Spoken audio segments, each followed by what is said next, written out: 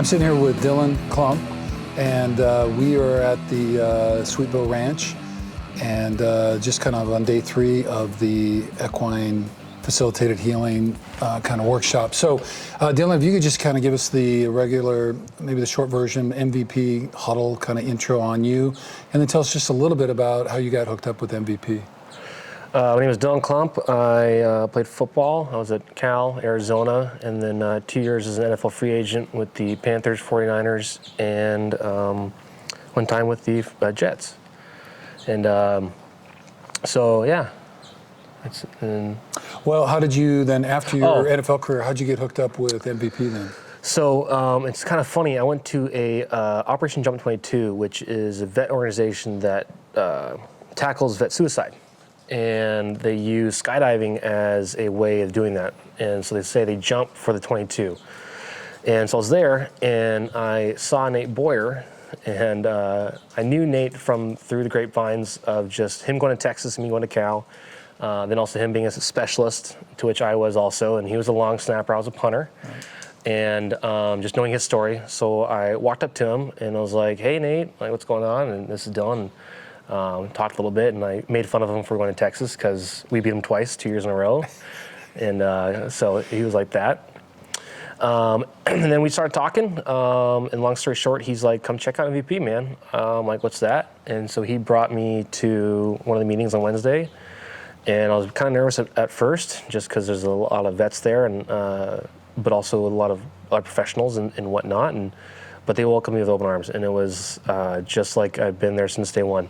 And there was no sort of pre-biases against me or being an athlete or just, you know, this new guy coming in. They were like, who are you? Let's rock and roll.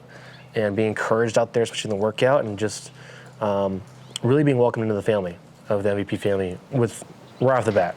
So that's kind of how I got there. And it's been wonderful since. Such a beautiful organization, people working for it. So very cool. So we're up at the Equine Facilitated Healing Workshop here. So we're in day 3, and this is it's a ranch that rescues wild mustangs. And so we've learned about that, and the process that we've been going through was about gentling with wild mustangs, which is kind of a training and or learning process with that. So what is, how do you understand what gentling with wild mustangs is? What does that mean to you? So I've been working with horses my entire life, ever since I was a little kid, and I've never done gentling. I've heard about it through my mother, and then also through Susie and through Andy, one of the other MVP members, and Susie's the physical therapist, head of director for MVP, and they've told me about gentling, so I did some research and didn't really understand it because I come from a background of rodeoing and breaking horses, which is a much more aggressive and quicker process of getting a horse ready to be worked on. Compared to what the gentling is a complete opposite of taking your time, being patient, looking at the horse and understanding the horse you're working with. And so it was a completely brand new world to me, even though I've been around horses and with horses for a very long time. And it taught me a lot about what it is to be soft and gentle with a very strong but soft animal. And to take into effect who they are, their emotions, their energy, and their space. And really kind of like, okay, I'm kind of in their space, and I'm in their pen, and I'm in their world, comparatively to them being in my world. And that's just an amazing experience, especially from a guy who's never done it and has been more on the rodeoing and harding side of horses. So. Okay.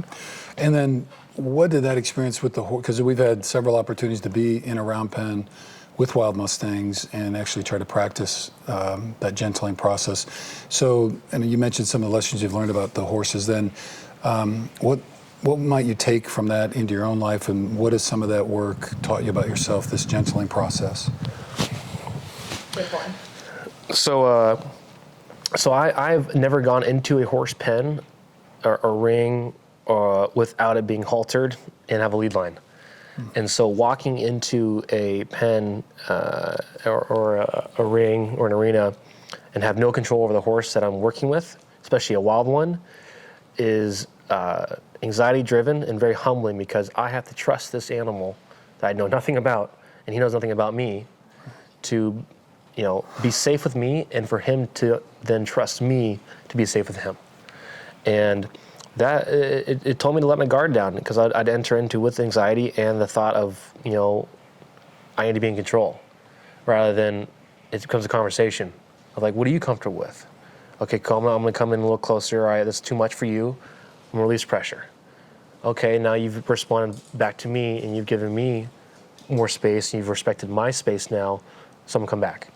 So instead of it just being, no, you're doing this right now because I'm telling you to, it's like, is this all right? Can we do this? Cool. All right. I'm going to reward you for that, because that was very cool. And so it allows me now to kind of relinquish some power and relinquish, stressful situations that I need to grip on, hold to, and kind of take charge of, instead of just like, I'm going to trust this. I'm going to tap into my intuition and really kind of lean into what you're telling me as a person, especially out in the real world, your body language, your energy, and reading into that and going, they might not be comfortable with this, so I'm going to back off.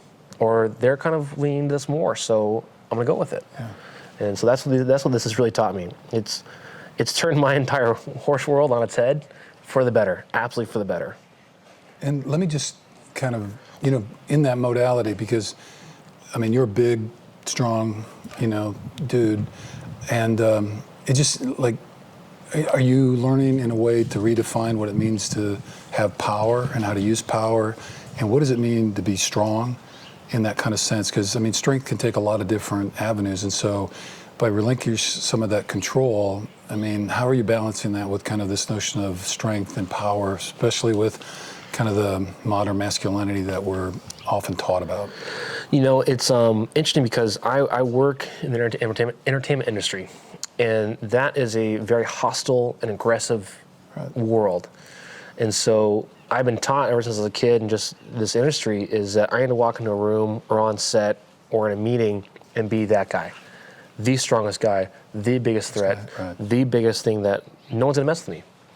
And you can enter into a room where you think you need to have that, and it's the exact opposite you need. Instead, you need to come in and go, what's going on? How's everyone doing today? Like, we're friends here. Let's work this through. Let's work it out. Because you might then put the opposing person on guard without even knowing it. You might then make them more aggressive. You might, instead of saying that this could have been a great conversation or a great meeting or a great relationship, comes out the gate too strong and too aggressive and too big, and they go, no, that's not for me. I don't need that. I don't want that. That's what these horses will show you, much more so than humans. So it's taught me to kind of really read the room and read energies and kind of come in with an open heart rather than a sword in my hand. Yeah, just somehow the way in which you're interacting with the world from this lesson with the horses just takes us into a different way of understanding that you can still be strong and still be powerful, but yet let somebody else maybe take over or drive or have control for a little bit, because the lack of control, if we have self-confidence, actually it's more powerful and sometimes even shows more strength and more courage by letting other people lead and or have a voice, and then just learning really what they need, because you lift everybody up then, and that's kind of part of the healing process that these horses have been bringing to us. Yeah, I worked with a horse named Bandero, and he was the wildest one and like the most aggressive horse. He would been known to stampede people or buck at them and kick at them. And so I came into that knowing, or with the mindset of like, all right, I got to kind of match his energy and kind of be that head honcho. Yeah. But then when I got in there, I go, that's not what he wants, and that's what he needs. He needs to be respected. He needs to be shown that like I'm wild. I'm out there. Yeah. But then when I became soft with him, and it was like, how you doing? Like I'm gonna come a little closer. Nope, that's too much. Or I'm back off. He became much more respectful and much more responsive. Right. And that showed me that when you do have that very aggressive energy with some people, it just completely shuts them down. And no one's going to get out of that, unscathed or positive. So it definitely has done that, yeah. Bandero he has this defensiveness about him because of his past and what he's gone through. And he wants to come in and he goes, I don't know who you are, so I'm going to kind of, check you and go, what are you doing here? Right. You're in my space. This is my realm. I don't trust you. And so if I don't come in and respect that and step in and ask him for permission and ask him like, hey, can I come in a little closer? He might go, no, that's too close. That's right. Or he might go, no, lean in a little farther and become more curious and open himself up to it. And it becomes a dance that way, like it's talked about before. And when you have an animal who is like that, who is very, scared and defensive of his space and who he is, you really got to tap into that and listen. Because if you don't, and you do cross that line, and you do come in too aggressive, he's going to defend himself. Whether it's because of him or because of you, most often it's because of you. Because of you, yeah. He's going to defend himself. Right. And that's what you don't need and don't want with these horses, because you need to show them that we're here for love. We're here to take care of you. Right. We're not an enemy. We are your friend. We want to take care of you. Collaborate. Absolutely. Yeah. Absolutely. So one of the terms that they've used, and I guess we can just wrap it up, is that use as much pressure as you need, but no more than you have to. And so it's this very gentle kind of, where are we at, explore each other, find that kind of truce as much as we need to, and kind of go from there, and hopefully build strong relationships and heal ourselves and the horses that we work with. Yeah, one of the head trainers used a great analogy. It's like cooking. And you can always add, you can't take away. And with these horses, if you add too much, it can go south quick and you just ruin a relationship. But if you kind of inch in and go, how's this going? All right, you're respecting me, you're responding to me positively, I can add a little more. Or if they're not responding to you at all, you can then add more pressure and get them to do what you need to do, get them to work the way you want it to work. And then when you get there, you release the pressure. You're completely off because you're there in that moment. Offer the rewards. Yeah, absolutely. So it's been a beautiful time, absolutely. Great. Dylan, as we were kind of wrapping up, I guess I wanted you to get to that if there's other vets out there that might be looking at this, or former professional athletes that are in part of MVP, about why you might want them to come here. But again, I guess, one of the lessons that we all took from this is that these wild mustangs, part of what, and I guess for me, that was part of the learning too, is that as humans, we've all been through our own kind of level of trauma, whether it's big T, small T, or whatever. And these horses have been through, obviously, a lot of big T, big trauma, especially wild mustangs who have been pulled off of, roaming free, and the way in which they were treated, now kind of shipped out, and all that, those kind of pieces. So just, I guess one of those lessons was learning that, we don't know anybody else's story until we take the time to find out.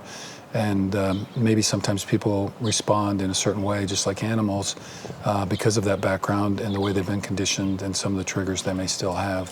So I guess with that thought, and/or what would you suggest to any of the other MVP members out there that might see this and be thinking about an equine weekend? Well, I highly suggest it. I mean, whether it's this place or another, just to be able to get to a horse and either get on a horse or be in a pen with a horse, it's something magical.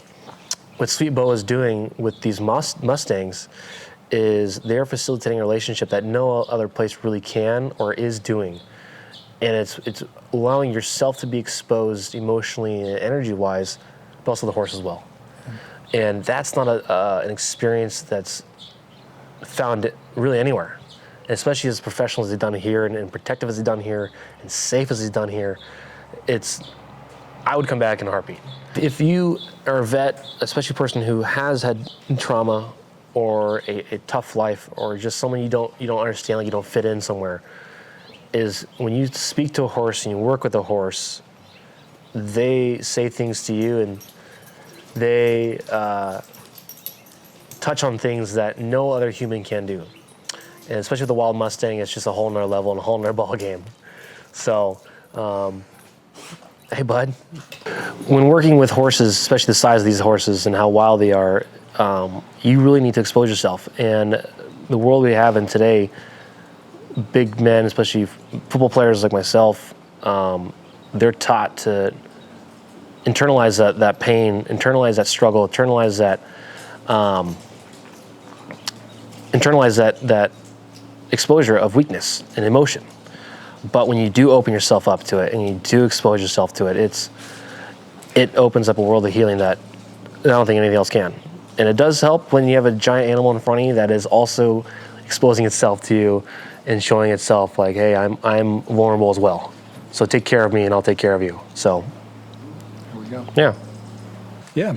So yeah, if you have any sort of thought or question about what a horse is, or want to just join the world, of it, equine, and whether it be Western or European or just horses in general, I highly suggest coming out here. It's been a magical learning experience that I'll forever remember. And I'll be coming back I'll be coming back.